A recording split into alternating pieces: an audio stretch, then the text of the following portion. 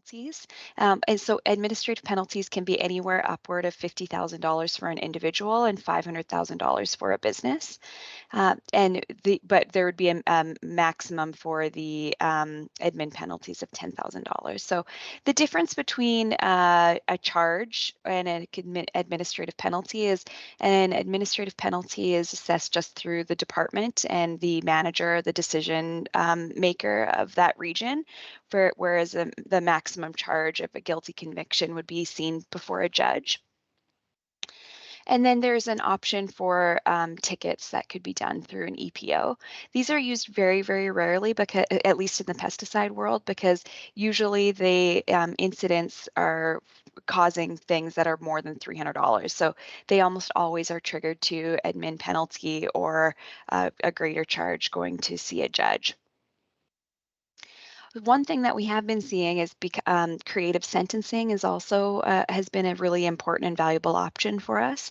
So a judge would see an incident upon them, an investigation they would review, and rather than giving just X dollars to the general coffers, judges have been a little bit more flexible with where that money is going and more prescriptive rather than what they've done in the past. So in past years, we've had really successful investigations that have gone to successful prosecutions.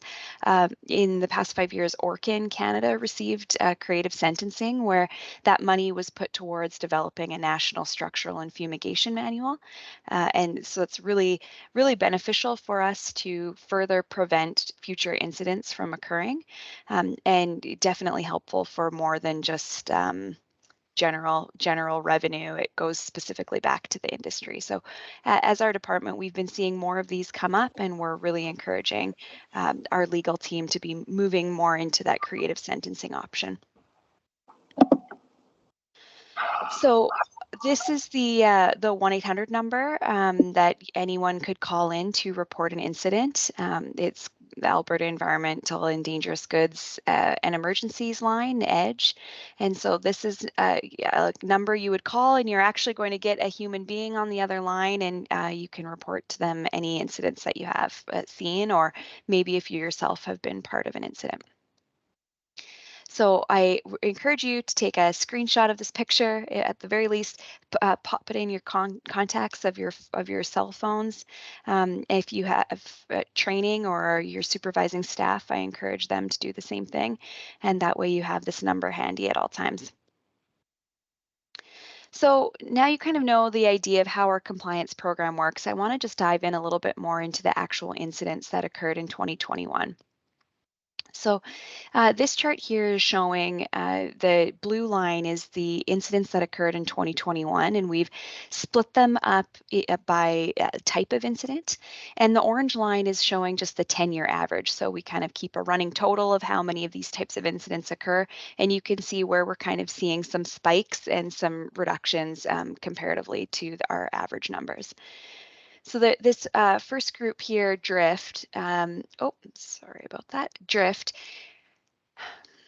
is focused on any incident that did not include property damage. So these are just calls that come into the department. They're not necessarily validated. It would just be maybe a neighbor calling and saying, you know, a sprayer, I saw a plane go over my property and I think they drifted. So it hasn't been validated or vetted, but it's just someone calling and saying this is what they think has happened. So these calls would be they haven't seen property damage, they themselves haven't been impacted by a product, and typically we see about 35 of these a year, and we saw a small reduction of this with 31 in 2021. Unauthorized activity would include applications without a certificate or without a service registration or a vendor registration. There was a small reduction in this through 2021, but on average, we really see between around 25 of these types of calls come in a year. This we usually have people who are calling in and they'll see things on Kijiji or on Facebook or wherever they're observing the people advertising for work. And so if you see someone and you're like, you know, this is a name I've never recognized, you can, I'll show you later on in the presentation where you can search for that, but feel free to call that in and our department will follow up with that company. So there was a small reduction in that in 2021. Human health also saw a reduction. So this would be where someone said that they've either have had physical symptoms or they have physically been impacted with pesticides. So they felt the pesticide spray their bodies, or they were feeling ill, or someone came in contact with pesticide and it impacted their health.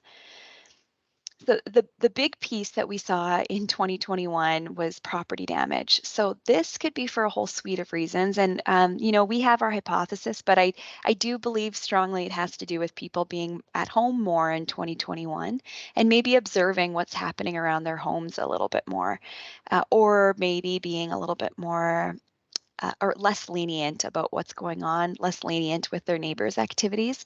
And so they were calling in and maybe saying, my neighbor was spraying, and I think I saw some of it come across on my property, and now my tree's dead, and I think my neighbor killed them. So a lot of neighbor disputes in 2021. Our department saw this across the board, and maybe some of you working in municipalities can sympathize, and you probably have your own stories of neighbor disputes that you guys are being pulled in when you're working in a municipal perspective. Ledge and APIA, so this would be a direct contravention to regulations, that also saw an increase. And notable was spills and fires for me.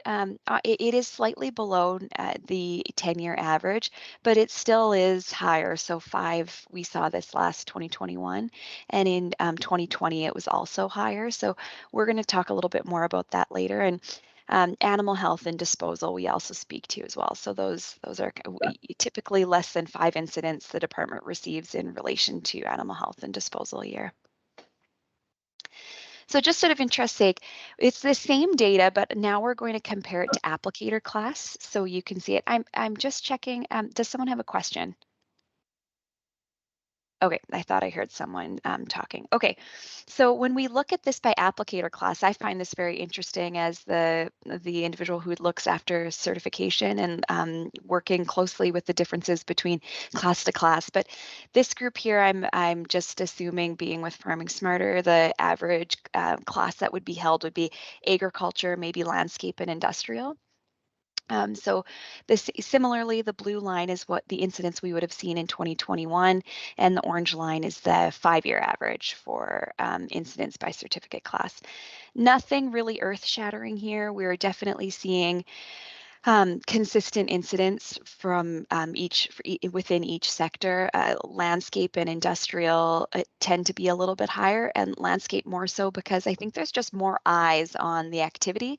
There's obviously a lot more landscape applications happening, but I think you have one application in maybe one yard has potentially 10 houses observing it. So again, these aren't necessarily valid or vetted issues that have actually happened, but more so just people are seeing something and they're going to call about it.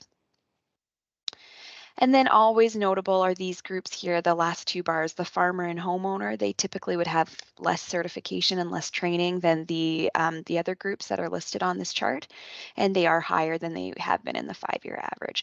Farmers definitely skyrocketed in this last year, but really truly neighbor disputes were the result of a lot of them, and there may not have been an actual pesticide issue, but people were just calling in issues that they felt had happened. So many of these are still being investigated, and so we won't have the true outcomes of many of these, but some of them we're going to dive a little bit more into.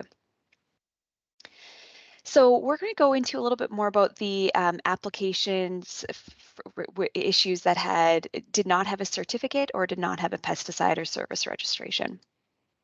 So some of these pictures I'm using through this presentation are actual pictures from some of these incidents. This one here is not, but I'm putting it up here to paint a picture for you of an incident that did occur. I didn't have pictures on file of this incident, but a very, very common call that would come in is, my neighbor sprayed, I think it was aminopyrrolid, and they oversprayed onto my property. Can you come check this out? So our department will go look at this product or look at the land, see or observe the drift, potentially take samples if it's necessary, and gather all sorts of information. So before we dive into looking point by point what an EPO would look to when they're following through an incident like this, I just want to refresh your memory of the scheduling. Before I do that, Alan's brought up a really interesting question here about what is the average time it takes to close an investigation. So this is a difficult question for me to answer, but because it is so variable from incident to incident. If it's an investigation that's focused solely on certification or service registration, that's quite black and white. It's basically a paper review. We could potentially have that closed within a matter of months. But if it's something that requires potentially analysis, we have to go in and take samples, we have to wait for labs to bring us back. It can take us anywhere from 6 months to 2 years. So the statute of limitations for any of our investigations is 2 years from the time the department becomes aware of the incident. So all investigations have to be completed before 2 years, but many times they can be completed before that. It really is dependent on a case-by-case basis. And George had said there's so many complaints in 2021. Yes, that's very, very true. So I'm happy to see, well, not happy to see, I just not surprised to see that you are seeing that as well. So going back to this farmer incident, before we dive further in, I just want to refresh everyone's memory about how Alberta schedules pesticides, because we're going to use the term Schedule 1, 2, and 3 throughout this presentation, and I just want to make sure we're all on the same page when we're talking about this. So, I'm going to just pull up a link here to share with you all. We have recently updated the registered pesticide product listing on alberta.ca. So if you go to your chat, you can open that up. And what Tanya and I do is we go through a listing that the federal government gives to our department about all the registered pesticides. And it is a bit of a snapshot because obviously that number is flexible and transitional throughout the year of pesticides that are added and removed from the list. But we'll go through that list and we classify every single pesticide based on the pesticide ministerial regulations. So the pesticide scheduling, it's all listed in the PMR. And this document here that I've sent the link to speaks to all of those pieces, so you don't have to interpret the pesticide ministerial regulation. You can just put in a PCP number and say, okay, what schedule is this? What do I need to be certified as? And what more do I need? So it's really helpful for vendors, but it's also helpful for you as users, especially if you're training authorized assistants and you can know who can have access to which products. So Schedule 1 would be what the federal government classifies primarily as restricted class pesticides. Schedule 2 includes most commercial class pesticides, but not all. And it also includes any pesticides with certification statements. Schedule 3 would be the products that you typically find at a lawn and garden center. These are available to anyone and can be sold by anyone with a lawn and garden dispenser. And Schedule 4 would be the products that you might not even consider are pesticides. These would be like hard surface disinfectants, swimming pool chemicals.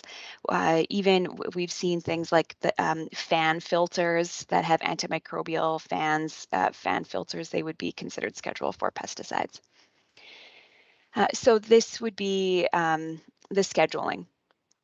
So when we're looking at that, going back to that incident that we were reviewing, a farmer saying, okay, my neighbor oversprayed on my property.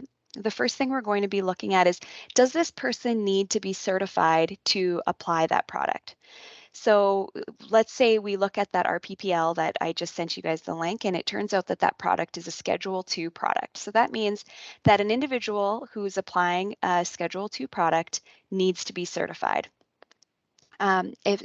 if it is any of these other schedules, they may not need a certificate, but only if they're applying on their own land. That's a really important piece to this. So even farmers, they only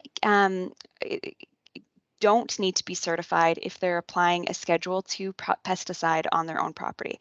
The second they step off their own property, they need to then hold an agriculture certificate. So then the next step would be, okay, does this person need to have a service registration? So again, we would look, okay, are they applying on their own property? They don't need a service registration. Have they applied on another person's property? Yes, they need a service registration. So those would be the key pieces. And if they're utilizing Schedule 4 products, so things like diatomaceous earth, or if they're just applying snap traps, a service registration is not required. And again, I ask you to go to that RPPL. So it seems to be a few questions coming in, so I'm just going to go back to those right now. John has asked, can the increase in cases be somewhat related to how application equipment has changed? Significant increase in high clearance sprayers. Yeah, I think that that's a really valid point. And something that our department has been seeing is, especially in these types of incidents with farmers, they almost 100% of the time have occurred with a high clearance sprayer. So yes.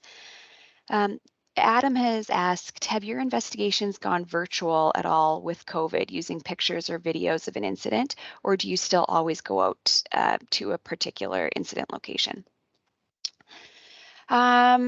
Now, no, it's all in person. Everything would be in person.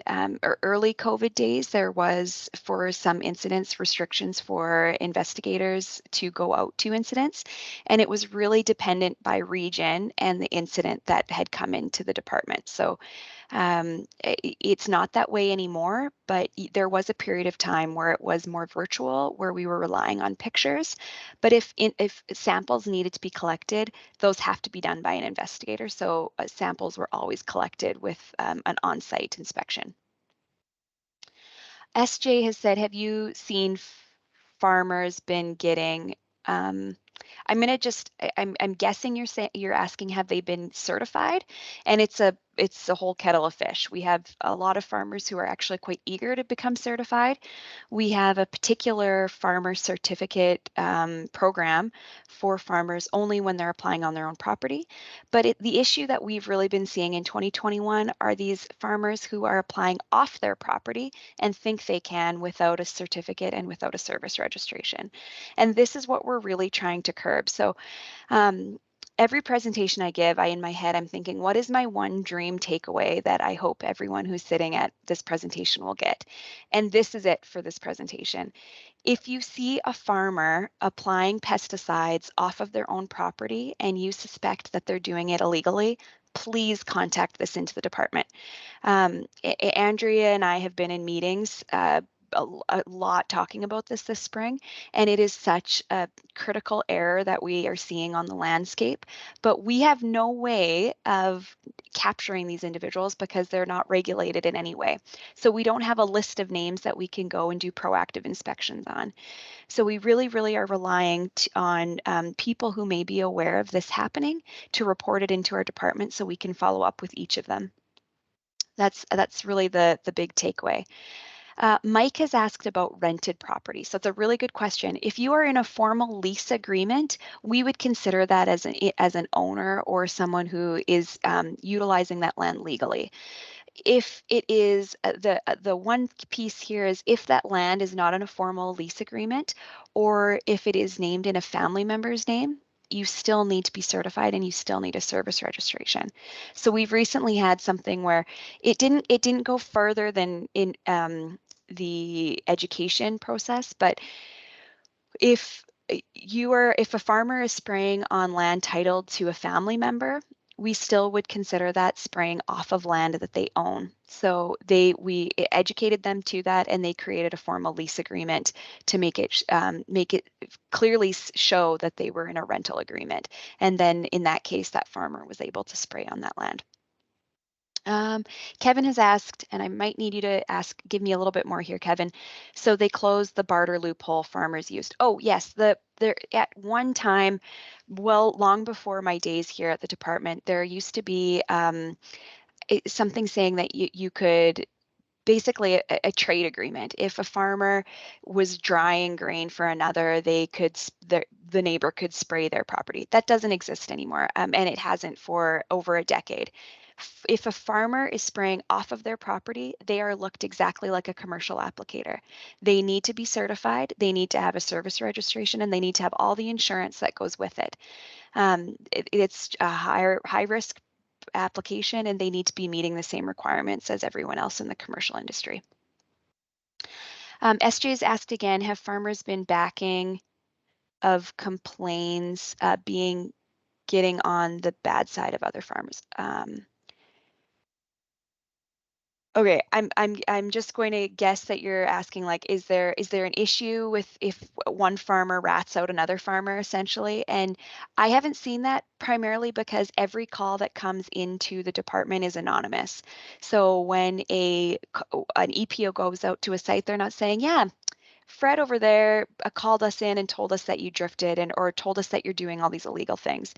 It is not like that at all. It's a completely anonymous dealing, and an EPO would never ever give out a caller or a complainant's name ever.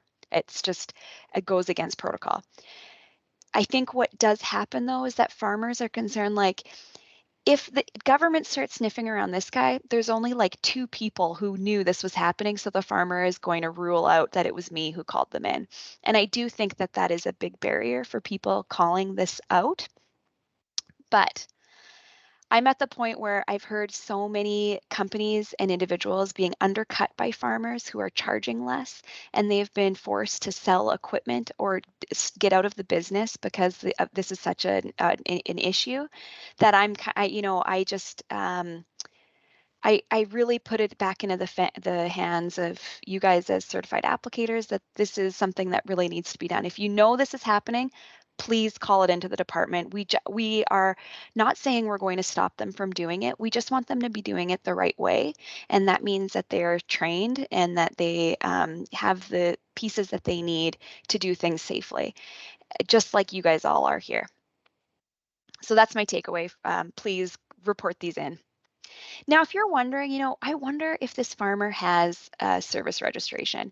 You can always go to the authorization viewer. So you can go to alberta.ca and search authorization viewer.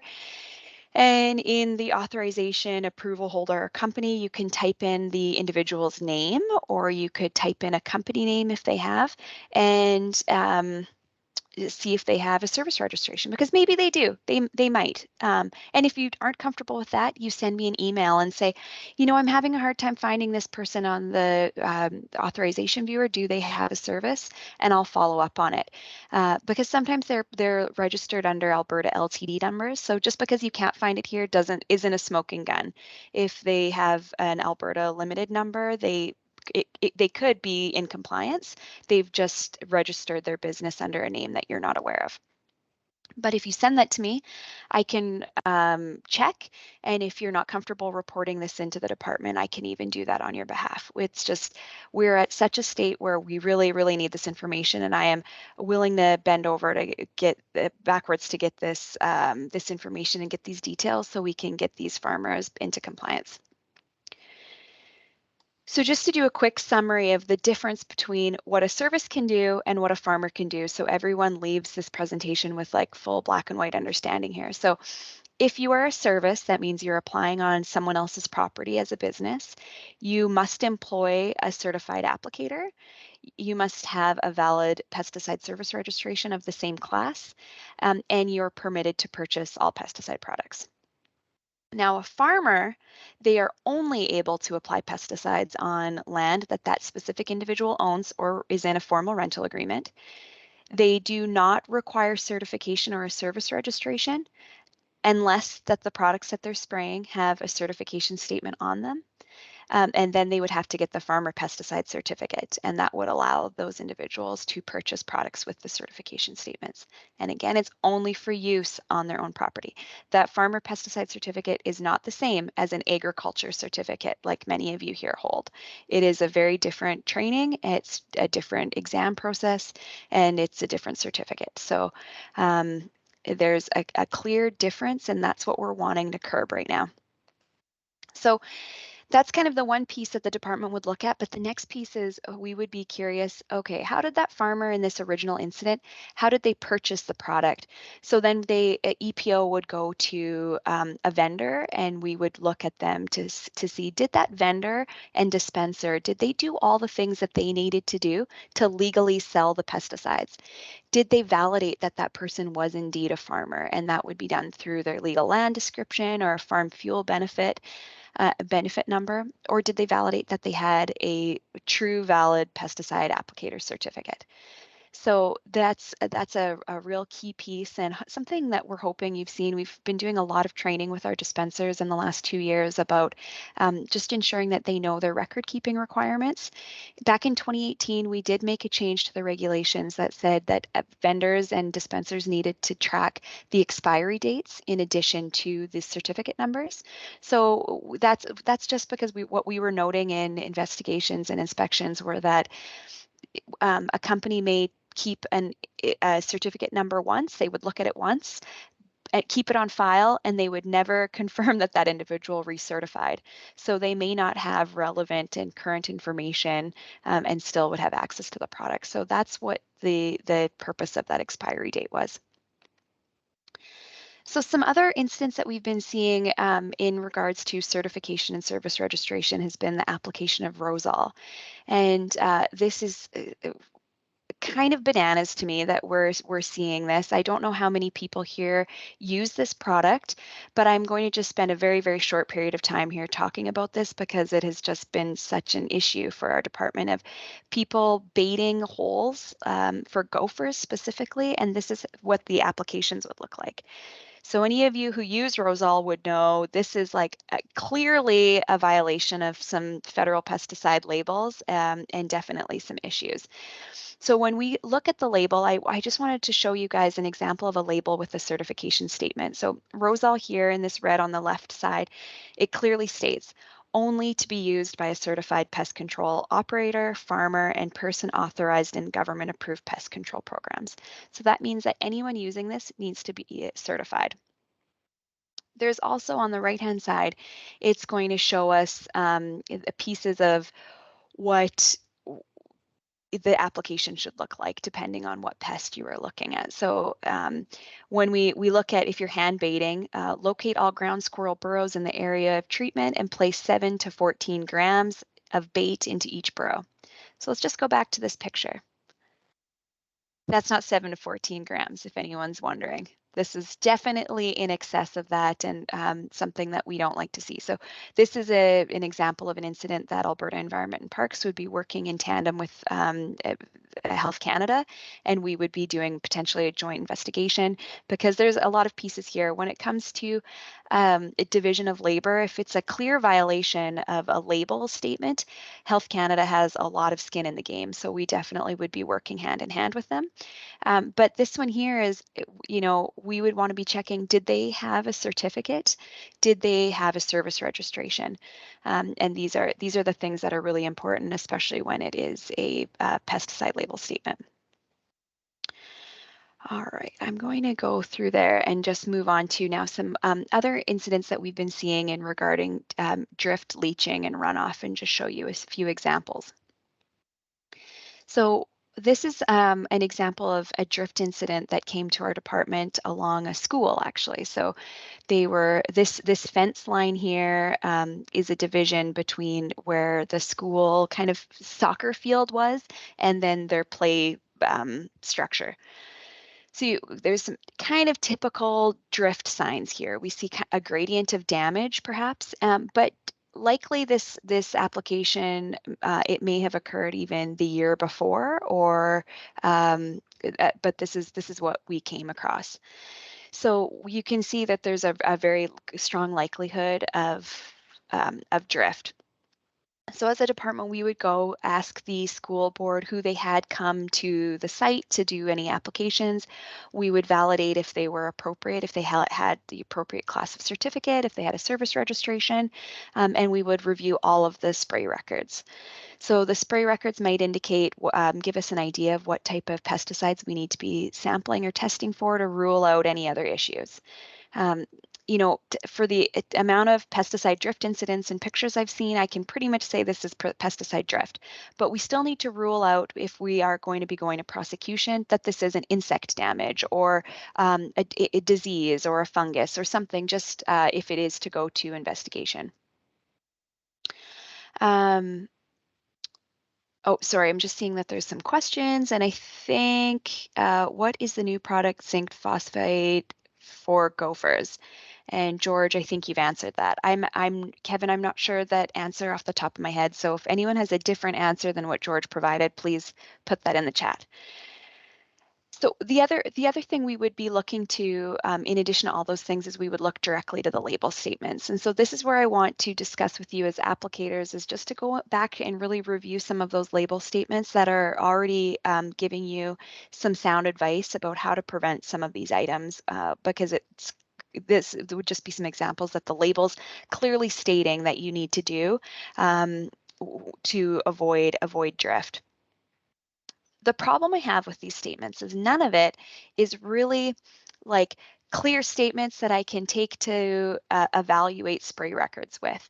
So what I really like to see when pesticide products labels, they would say, do not apply past 12 kilometers an hour winds, because then I can say, okay, go back to the weather records, see what they put in their spray report. What was the weather doing? Go back to historical weather records, see what it was like, and then I can indicate, okay, was there a strong likelihood that this individual sprayed during wind conditions that they shouldn't have?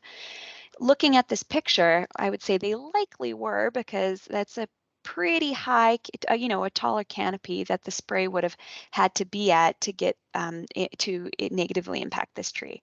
So we can likely say something happened that was likely an off-label application. So the EPOs would be reviewing the labels, maybe in consultation with Health Canada, and trying to evaluate if this was an appropriate application.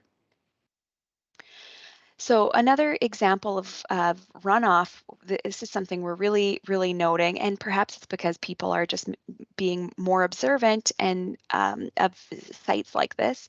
But this is a typical transformer site. They had constant leaching in and around the gravel pad of this site. So someone owns this property where the grass is, and they were just tired of it. They were seeing for the last 5 years their lawn and turf were dying, and they were concerned about it. So they contacted our department, and then we worked with the application company who sprayed on this bare ground. So again, similar activities we would take, look to make sure that they're meeting the requirements, and then also review the label statements about leaching. So, and to just evaluate, were they choosing the best product based on the label statements? So some of these leaching statements are pretty clear that they shouldn't be used in a setting like the picture I just showed. And this is pretty clear when the label says things like the use of this chemical may result in contamination of groundwater, particularly in areas where soils are permeable. So that, you know, if you know you're in a gravelly area, this might not be the best product to be choosing. And the depth of the water table is shallow. So if you know those things and we were able to identify those things, we could point to that not being the best product choice. So we've kind of seen a few examples, but I want to put this into some perspective. How do we protect you guys as applicators? So you're doing all this good work of doing this continuing education, and now we want you to be able to learn from the mistakes of those before you. And the key piece is, you know, sometimes you can do every application to the letter of the label and the letter of the way you've been trained to meet the regulations in Alberta. And sometimes things still happen. It's very, very unlikely because you've followed all the rules and you're ensuring you're meeting the label statements. But sometimes things happen, and the only way you have to protect yourself is by having proper records. So in almost all of the incidents where inaccurate spray like drift has gone to investigation and enforcement, they all have a very common denominator of really, really, really poor spray reports. Those records did not include all the things that was required, or they weren't necessarily fully all-encompassing. It was very vague. Maybe they didn't have mix rates demonstrated properly on the labels, as the labels on the spray records. So before we get into this year's spray season, I really, really encourage you and those of you who are training authorized assistants to just hit home that importance of proper spray reports. And if it's on the spray report, it's not optional. I doubt that there's very many erroneous items that you guys have on your spray reports. They likely are there because they need to be for legal requirements. And if we see something blank, we can only assume the worst. So if you indicate all the pieces, like what was the weather, what was your tank mix, anything outside of the normal, those would be things that you'd want to note. Based on recent issues we've been seeing about social acceptance of pesticides, and really we're seeing greater interactions of the public coming to applicators, I would also encourage you to indicate that on the spray report. At 9 a.m., I was in the middle of the spray. A landowner stopped me and asked me about the application I was conducting. Those are really relevant pieces to include, if not maybe on the formal spray report, but to document it some way so you have a way of tracking and a way of protecting yourself as an applicator that would say, this was my record of this conversation.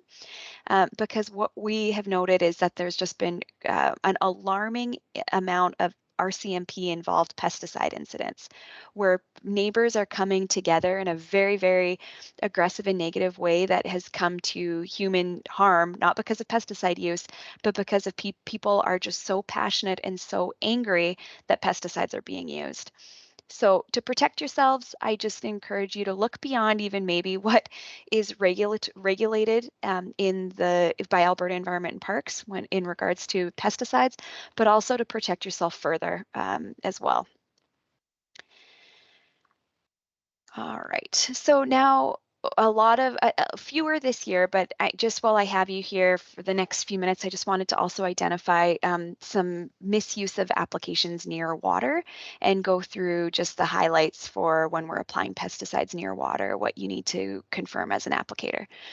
So this is an example of an area. Actually, this was from a picture from my counterpart in Quebec, actually, that it's a river that floods seasonally, and they have had a high water in the last 2 years. So this is what it would look like. So the applicator was spraying here on this turf, and then also with wind conditions, there was drift into these trees. So there was dead trees all throughout here, and there was also water. So pesticide entered the water, and it damaged these trees.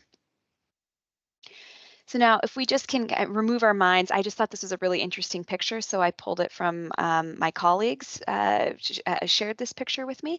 But if we're to apply this to an application that occurred in Alberta, we do need to kind of consider what the regulations state about applications near water. So first and foremost, no person shall ever use or apply pesticides in or on open body of water. Unless that pesticide is deemed for use in water and you have a special use approval to use that product. Oh, Dale has a good point about poplars not faring well with waterlogged soil, and that's a very, very valid point. But just for the purposes of this presentation, let's just surmise that the testing has confirmed that pesticide damage did contribute to the death of these trees. But thank you, Dale. I think it's important we consider all the things and not always point our fingers to pesticides being the reason for damage. So going back to applications near water, pesticides can't enter water.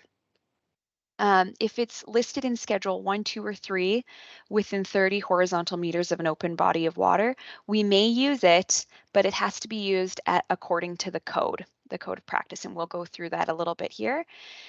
If you're applying pesticides on cultivated land, you are permitted to apply pesticides up to the high water mark or the buffer distance on the label, whichever is more stringent. And looking at some of the label statements with vegetative filter strips, there is definite it's likely that the label may be more stringent than what we're allowing for it by the province. And at no time pesticides are allowed to enter the water. So a lot of people ask me this question, what is an open body of water? And the legislation states that it is anything that would include all of these. So it could be a lake, a stream, a river, irrigation canal, or natural water body. I find that very hard to pinpoint when we're talking about, when you're looking at a farmer's field and you have a puddle of the water, is that a puddle of water? Is that considered an open body of water? So when I'm looking at this, I like to think, well, what isn't a body of water? And that actually helps me define what is an open body of water. So an open body of water, we're not the legislation does not include ponds or dugouts if they have an area of less than 4 hectares and they're on private land with no outflow. If they have an area of 0.4 hectares on public land and they have no outflow, those would not be considered open bodies of water. But if they're larger than those, then they would be. If it is a part of a waterworks, wastewater, and stormwater treatment system, they would not be deemed an open body of water. Things like irrigation or drainage canals that are completely surrounded by private land and they have no outflow, that would not be considered. Roadside ditches that are small, so less than 1/2 meter wide, if they are dry and intermittent, that would not be considered open body of water. If there's water in it, though, it would be. So and at no time, pesticides can touch that water. So if you think there might be water in the ditch, best not to spray it and leave and come back after you've had some drier conditions. And any kind of constructed water hazards on golf courses that have no outflow, it's surrounded by cultivated land, that would be considered not open body of water. So now that we have that, we can apply the code of practice to where we can utilize pesticides when we're approaching an open body of water. So the code of practice identifies various zones. So zone 1 would be the lake and shore. That's where the actual water is. No pesticides can enter that. Zone 2, that's the 0 to 1 meter mark. We permit a small amount of pesticides at a small percentage of land. Zone 3, we open up a little bit more. And then zone 4, that 5 to 30 meters, we have a few more pesticides that can be used. So the zone 2, this little sliver here, the 0 to 1 meter, you're permitted to use Roundup on riprap and water management structures. That's it. We are very clear. If you have something else, if you are needing to control invasive weeds, we would permit it. You just need to go through the process of obtaining a special use approval. Zone 3, we have a few more. You can apply clopyrrolid, aminopyrrolid, triclopyr, chlorsulfuron, and meltsulfuron methyl, but only at 10%. They can only be spot sprayed, and you're not permitted to spray any brush taller than 1.5 meters. So then finally in zone 4, you can use all the pesticides that I just listed. In addition, you can use 2,4-D, dicamba, dichloropropane, and MCPA, and we allow for 30% of the area to be sprayed, and still the same concerns about the height, so you're not able to spray anything greater than 1.5 meters. If at any time you need to spray for whatever reason more than that outside of the code, you can apply for a special use approval, but I'm certain that Tanya would be the person who approves these would say to you, have you tried using the code first? And prove to me that you can't use the code before I'm going to give you a special use approval. So that she approves very few of these, but it still is good to know in your toolbox. If you are working with a really troubling invasive weed species, there are measures that can be taken, but you just need to jump the hoops. All right, very quickly, I just want to highlight a few other kind of interesting incidents that came into the department of note and what we need to do. Theft, it was a big one. Oh, I don't know why that picture didn't come, but this is something interesting that came up, and this is a small town Alberta scenario that I've been sharing this spring and find it very interesting. So our department received a call from the 2 ATCO gas operators. They came onto their site one morning and noticed that there were these random totes that were just left abandoned in their yard. They didn't know what to do with them, and so they called the department and said, like, we need you to come help us. So an EPO called around, he went out to the site, snapped some pictures to identify, any kind of identifying features like lot numbers, product names, PCP numbers, all of the things that you'd expect. But really, as you all know, these totes are pretty much unidentifiable. They all look the same as the next, and they were full. These two here on the left were empty. There wasn't any observation of pesticide at the site, but these two over here, they were both completely full. So the EPO called around, tried contacting the various vendors in the area where this incident occurred, and the vendors were like, "Listen, we can't help you. We don't track the information that you have. There's no way we can find this." So that vendor went for lunch that day to A&W. And it just so happened that at the table next to the vendor, he was talking to his buddy and said, "You wouldn't believe the weird call I got today from Alberta Environment and Parks. They had some totes left on an ATCO gas site."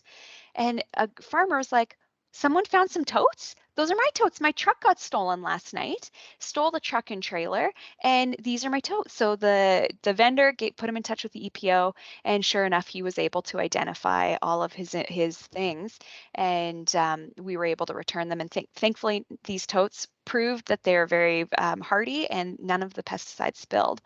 But it was very humorous because, as you all know how much these products cost, they ended up stealing, they left a huge investment here at ATCO Gas. The farmer said that the product that he was able to get back definitely was of higher value than the trailer that they stole. So it was a happy story in the end, but I think that there's still an opportunity for us to learn from this because we really have seen an uptake of theft. So when you are considering theft, I think we often think, how do we have the most secure storage site? And that's really great. And I think we probably are all either meeting or exceeding the requirements for our storage facilities from a security perspective. But other things I think would be very important for us to consider is, what is happening to our pesticides when we are just parked? And how can we properly protect not only the pesticide, but your equipment as well? So, this is for you each to make the decisions for yourself, but as a takeaway point, we've really been noticing more theft and issues with the RCMP. So how can you make your equipment as secure as possible? And maybe that means that you are only parking in a locked site. But people stop for breaks all the time. And when your summer staff come on, maybe this is something you want to consider with them. How can you either disable parts of your equipment that if someone chooses to vandalize your spray trucks while you're parked in a McDonald's parking lot or wherever, how can you be sure that the worst isn't going to happen and you have a big problem to deal with? Has anyone had issues with theft within their own municipalities? Well, I'm really thrilled to see that a lot of people are shaking their heads no, and I hope that you don't have to deal with this. But I think the way things are going, it is really prudent for us to take some of these items into consideration and take the precautions necessary. All right, and just a few random miscellaneous ones that I thought would be of interest. Definitely, we've seen an increase of spills related to transportation. So more emphasis to be put on either properly storing pesticides or taking utmost care when you are transporting equipment and traveling. And also just like a huge increase in neighbor disputes. So some of you may have heard about this incident that occurred in the summer of 2021, but this was one where the RCMP were involved, where a homeowner actually dumped glyphosate into their neighbor's rain barrel. This, could have been so much worse. This neighbor used their rainwater to fill up a kiddie pool for their pets and I think even their kids. And so there was a bigger issue here than just improper use of pesticides. This was definitely a large issue. So although as applicators, you guys might not be able to do anything to prevent this, I think it's just really important for us to be aware of what's happening on the land base, be kind to our neighbors, and just be sure that we're doing the best we can as professional applicators to keep the use of pesticides in as positive of a light as we are able to. And at the end of the day, if something comes up and you are not sure what to do with it, please report it to our department, because we would love to look at all of these incidents that come up. So I've just popped this number up for you one more time in my last effort to hope that you guys will call in incidents. And I'm sure maybe some of you even know of a few farmers who are working, doing, a handful of jobs a year, but we're not here to get people in trouble. We're here to get people in compliance, and those are two different things. There's some cases where farmers need to get in trouble because they're actively going out of their way not to follow the rules. But what bothers me is when good, honest applicators are doing everything in their best to follow the rules, and they're not able to make a go of it as a business. That is kind of crushing as a regulator to hear of these types of scenarios happening. All right, well, if there's no questions for me today, my contact information is up. I've also included Tanya's, so if you have any questions about service registrations, vendor registrations, or special use approvals, you can feel free to send those over to her. And otherwise, I hope you all enjoyed today's presentation and found it informative. And I wish you all the very, very best in this next season. And hopefully none of these things that I've shown you today happen to you. All right, well, thank you very much for your time, Devon. Really appreciate you sharing all these stories so that we can all learn from them. We will take a short break.